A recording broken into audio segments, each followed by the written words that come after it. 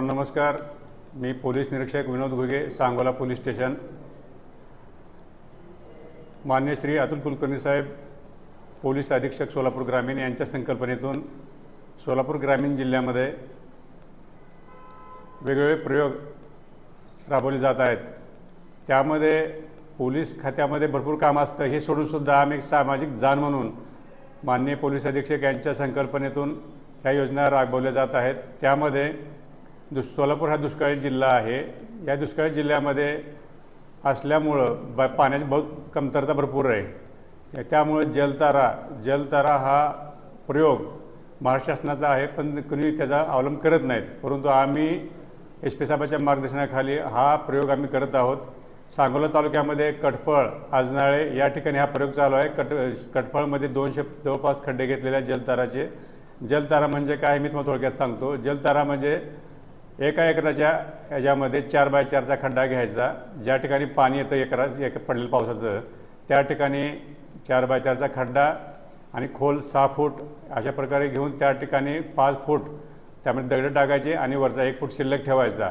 म्हणजे त्यामध्ये पावसाचं जे पडलेलं पाणी असतं ते पाणी त्यामध्ये मुरतं आणि ते पाणी मुरल्यामुळं आपल्या जमिनीमध्ये जे पाणी पातळी आहे ते पाणी पातळी वाढण्यामध्ये त्याची मदत होते आणि आपल्या विहिरीला बोरला पाणी राहतं। त्यामुळे पावसाचं पाणी वाहून जाण्यापेक्षा आपल्या शेतात राहिलं तर त्याचा फायदा सर्व शेतकऱ्यांना होईल। यामुळे सर्व शेतकऱ्यांनी याचा लाभ घेणं खूप महत्त्वाचं आहे।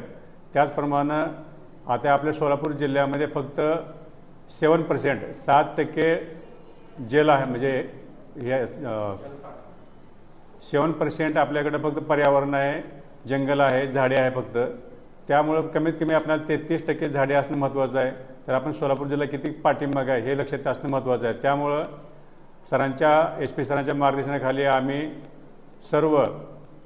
प्रत्येक गावामध्ये जे स्मशानभूमी आहेत, शाळा आहेत, रोड आहेत, या ठिकाणी पर्यावरण वृक्षारोपण करून ते जगवण्याचा प्रयत्न आम्ही करत आहोत। जवळपास 15,000 झाडं मान नदीच्या कडेने लावायचा आमचा प्रयोग आहे। त्याचप्रमाणे जे सांगोला पंढरपूर रोड आहे, महूद पंढरपूर रोड आहे, त्याचप्रमाणे इतर गावातील जे रोड आहेत त्या रोडला झाडे लावून ते जगवण्याचा आमचा मानस आहे। तर सर्व तालुक्यातील सर्व लोकांनी, सरपंच, उपसरपंच, पदाधिकारी, सामाजिक संस्था, स्वयंसेवी संस्था, स्कूल, शाळा या सर्वांनी यामध्ये भाग घेणं खूप आवश्यक आहे, अपेक्षित आहे। आपण सर्वांनी मिळून केलं तर आपलं तालुक्यामध्ये झाडी चांगल्या प्रकारे होईल आणि याचा फायदा सर्व पुढच्या पिढीला होईल। त्यामुळे सर्वांनी यामध्ये सहभागी होऊन सर्व कार्यरत राहणं खूप महत्त्वाचं आहे।